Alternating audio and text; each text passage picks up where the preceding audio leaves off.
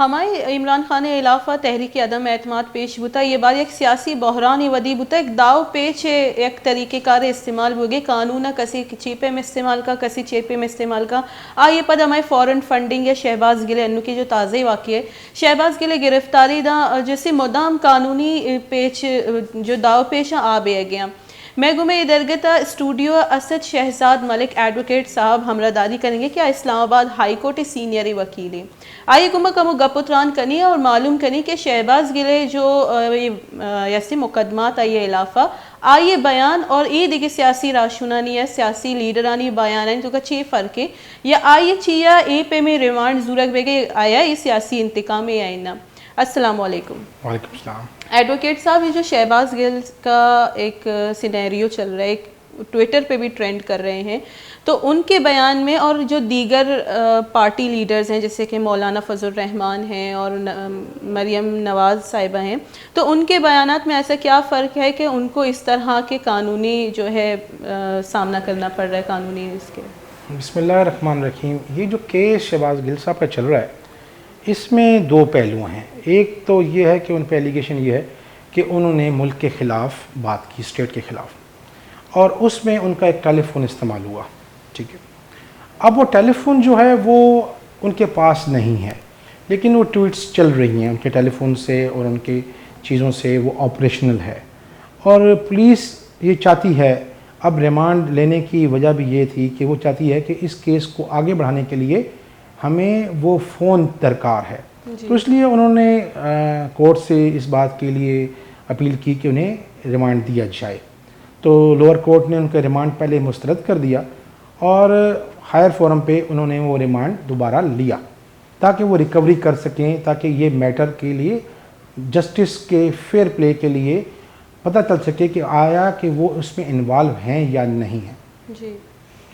اور جہاں تک رہ گئی بیانات کی بات ان کا کوئی ایسا بیان جو کسی بندے کا بھی کیونکہ دیکھیں پاکستان ایک جمہوری ملک ہے ادھر ہر بندے کو بات کرنے کی قانوناً اجازت ہے لیکن وہ بات وہ کر سکتا ہے جو کہ پیرامیٹرز کے اندر ہو ملک کے مفاد کے اندر ہو ملک کی سالمیت کے خلاف کسی بندے کو بھی بات کرنے کی اجازت نہیں ہے. تو ان کے بیانات میں کچھ چیزیں ایسی آئیں ایجنسیز کو پتہ چلیں تو جس کے بیان پہ انہوں نے یہ ایف آئی آر لانچ کی. تو جہاں تک رہے گی بات مریم صاحبہ کی اور مولانا صاحب کی تو کوئی بندہ بھی جب اپنی حد سے تجاوز کرے گا ٹھیک ہے تو قانون حرکت میں آئے گا. تو جب قانون حرکت میں آئے گا تو اس کے خلاف قانونی کارروائی ہوگی کیونکہ یہ کوئی اسٹیٹ ایسی نہیں ہے کہ جہاں قانون نہیں ہے. یہ یہاں پر پورا ایک فل فلیج قانون کی بالادستی ہے اور قانون کے مطابق ہی یہاں فیصلے ہوتے ہیں. جی ایڈوکیٹ صاحب لیکن پولیس اس حد تک ریمانڈ لے سکتی ہے کہ بندہ ہاسپٹل پہنچ جائے یہ ایک بات ہے یا تو دوسری بات یہ ہو سکتی ہے کہ قانون میں ہمارے لوپ ہولز ہیں جس کی وجہ سے طبی معائنات اور طبی بنیادوں پر ان سب سے چھٹکارا حاصل کرنے کی کوشش کی جاتی ہے. دیکھیں جی جہاں تک معاملہ ہے طبی بنیاد کی بیماری کے بارے میں تو ڈاکٹر بہتر ریکمینڈ کرتا ہے. اب بات آ جاتی ہے کہ اگر ڈاکٹر یہ بات سمجھتا ہے جیل کے اندر بھی ڈاکٹرز موجود ہیں اگر وہ سمجھتے ہیں کہ اس بندے کو اس ٹائم کسی بندے کو بھی اس ٹائم بیماری ہے اور یہ بیماری ہمارے کنٹرول میں نہیں ہے تو وہ اس کا بنیادی حق ہے اس بندے کا اس ایکیوزڈ کا کہ وہ اس ڈاکٹر اس کو آگے ریفر کرے جہاں پر اس کا علاج ممکن ہو سکے. اب بات رہ گئی اس چیز کے ہونے کی کہ آیا کہ اس کو یہ بیماری ہے یا نہیں ہے کہ آیا کہ وہ اس ٹیسٹ لے رہا ہے تو اس کا جواب ڈاکٹر ہی بہتر جان سکتا ہے کہ آیا کہ وہ کس بیماری میں مبتلا ہے. اگر جو وہ بیماری میں مبتلا ہوتا ہے تو پھر ڈاکٹر کا کام ہے اس کو آگے سینئر ڈاکٹرز کے پاس اور سینئر ہاسپٹلز میں بھیجنا. اور جب کیونکہ ریمانڈ کا جہاں تک تعلق ہے تو پولیس کا کام ہے اگر ایک عدالت سے نہیں ملا تو وہ ایپیکس کورٹ کے اندر جاتی ہے اگلے کورٹ کے اندر جاتی ہے اس چیز کو لینے کے لیے. یہ بھی ان کا ایک بنیادی حق ہے. تو اگر ان کو یہاں پہ انصاف نہیں ملتا تو یہ بھی اگلی کورٹ میں جا سکتے ہیں ان کا بنیادی بھی حق. جی ایڈوکیٹ صاحب بابر ایوان صاحب نے آج بیان دیا کہ آرٹیکل 14F کے خلاف ورزی کی جا رہی ہے ان پر تشدد کرنا. تو آپ ذرا ہمیں اس بات پہ روشنی ڈالیے گا کہ 14F آرٹیکل ہے کیا؟ اور جی میں آپ کو عرض کرتا ہوں کہ کسٹڈی کے اندر آپ کسی پہ جسمانی تشدد نہیں کر سکتے. جی اب کوشچن یہ ہے کہ وہ ان کا کوئی ایسا ان کو ضربات نہیں آئیں جو ہم دیکھ رہے ہیں، جو نظر آ رہا ہے ہمیں، جو ہم آج کل ٹی وی پہ دیکھ رہے ہیں کہ ایسی ان کو کوئی چوٹ نہیں لگی ہوئی، کوئی ایسا ان کو پرابلم نہیں آیا ہوا. یہ تو ایک باتیں ہیں کہ ان کو ایسا مطلب کہ تشدد کیا گیا.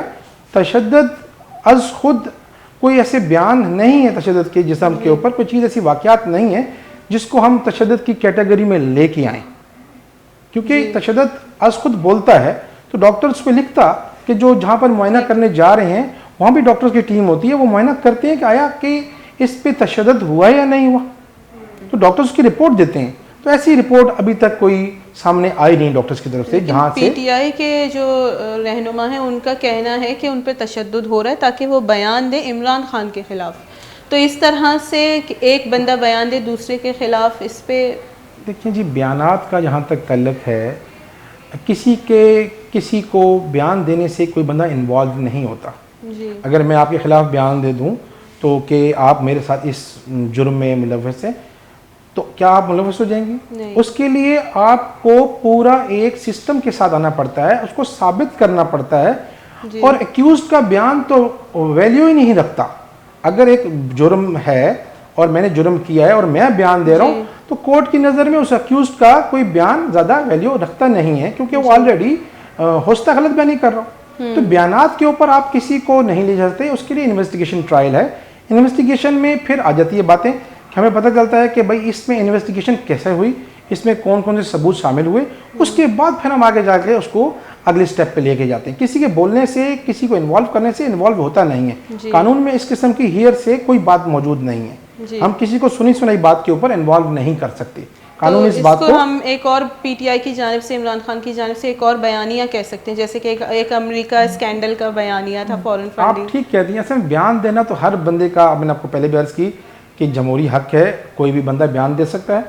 تو اب وہ ان کے پارٹی کے بندے ہیں، کوئی بھی بندہ جو ان کی پارٹی کو سپورٹر ہوگا تو ظاہری بات ہے وہ ان کے لیے سپورٹ کریں گے، ان کے لیے سمپتھی رکھیں گے اور وہ آگے بڑھیں گے ان کے لیے. جی ایڈوکیٹ صاحب، ایک ہے جاننا چاہوں گی آپ سے کہ پارٹی لیڈر جو ایک الیکشن کمیشن میں رجسٹر پارٹی ہے پی ٹی آئی، اس کے لیڈر یعنی ایک صدر پارٹی کا جیسے کہ عمران خان ہے، تو وہ ایف آئی اے جیسے ادارے کو بول سکتے ہیں کہ آپ اپنا نوٹس واپس لے لیں یا ہم آپ کے خلاف ہی قانونی کارروائی کر دیں گے. چلے پارٹی لیڈر بھی چھوڑ دیتے ہیں، ایک عام شہری کسی ادارے کو اس طرح سے کہہ سکتا ہے؟ دیکھیے کویسچن یہ ہے کہ جب آپ کو کوئی نوٹس ہوتا ہے، ٹھیک ہے، تو وہ ایک قانون کے ایک دائرے کے اندر رہ کے آپ کو نوٹس سرو ہوتا ہے. ٹھیک ہے، جب نوٹس سرو ہو جاتا ہے تو آپ کا کام ہے اس نوٹس کے اگینسٹ یا تو آپ ہائی کورٹ جائیں یا نوٹس کے اگینسٹ آپ اس سے اوپر فورم پہ جائیں.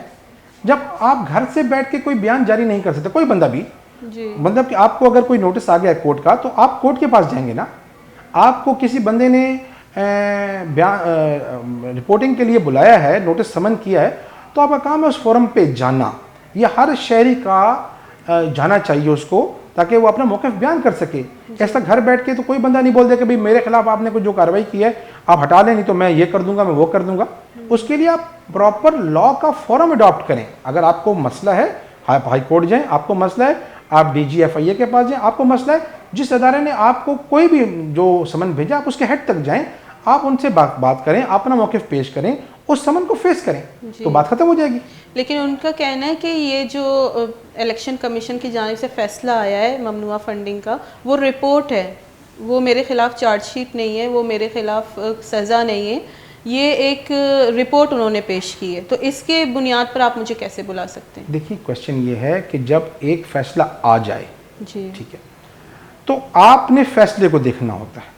ٹھیک ہے، اگر آپ فیصلے سے مطمئن نہیں ہیں تو آپ اس فیصلے کو اسیل کریں اگلی کورٹ کے اندر.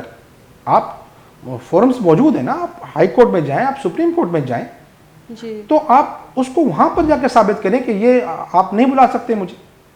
آپ از خود تو کوئی کام نہیں کر سکتے، کوئی بندہ بھی از خود کوئی کام نہیں کر سکتا، اس کو پراپر فورم پہ جائے گا. مطلب آپ کو کوئی پرابلم آ گئی ہے، آپ کو کسی کورٹ آف لا سے کوئی سمن آ گیا ہے یا کسی ایجنسی کی طرف سے کوئی سمن آ گیا ہے، تو آپ اس ایجنسی میں جائیں گے یا اس سمن کو لے کے اس کو جا کے چیلنج کریں گے کسی کورٹ آف لا میں جو اس کی جورسڈکشن میں ہوگا. تب جا کے کورٹ سمجھے گی کہ ہاں اس کو اس سمن پہ نہیں بلانا چاہیے، تو کورٹ اس کو روک دے گی.